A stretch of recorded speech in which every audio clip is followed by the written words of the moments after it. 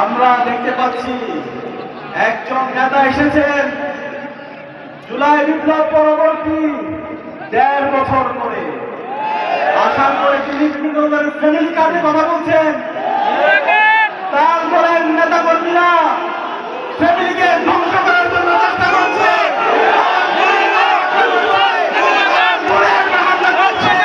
আবার কিসের ফ্যামিলি কার্ডের নামে ভুয়া গানের কথা বলে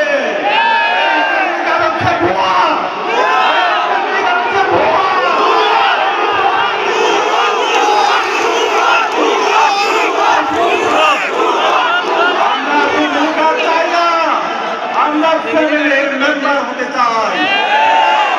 আমাদের আমির জামাত আগামী বাংলাদেশের প্রধানমন্ত্রী আমাদের সকলের প্রিয় ডাক্তার শফিকুর রহমান গত 16 বছর ধরে তিনি দেখিয়েছেন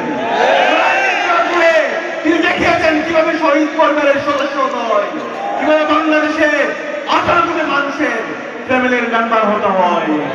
এই ফ্যামিলি কার্ডের নামে ভণ্ডামি জুলাই বিপ্লব পরবর্তী এই বাংলাদেশে চলবে না।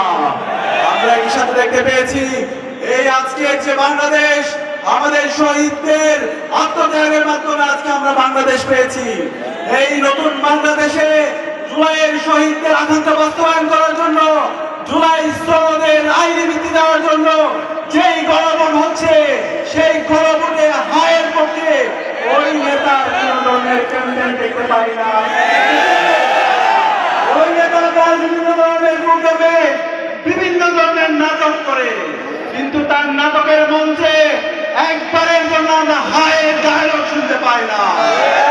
আমরা বলতে চাই তাহলে কি আপনি সেই ফেসিবাদী কাঠামো, যেই ফেসিবাদী কাঠামো হাসিনা রেখে দিয়েছিল গত 54 বছরে, যে কাঠামোর মাধ্যমে চাঁদাবাজি, টেন্ডারবাজি, দুর্নীতি, রাহাজানি তৈরি হয়েছে, সেই কাঠামোকে রেখে দিতে চান? আপনার অবস্থান পরিষ্কার করেন। এই জুলাই বিপ্লব পরবর্তী স্বাধীন বাংলাদেশে শহীদদের আকাঙ্ক্ষাকে ধারণ করতে হবে।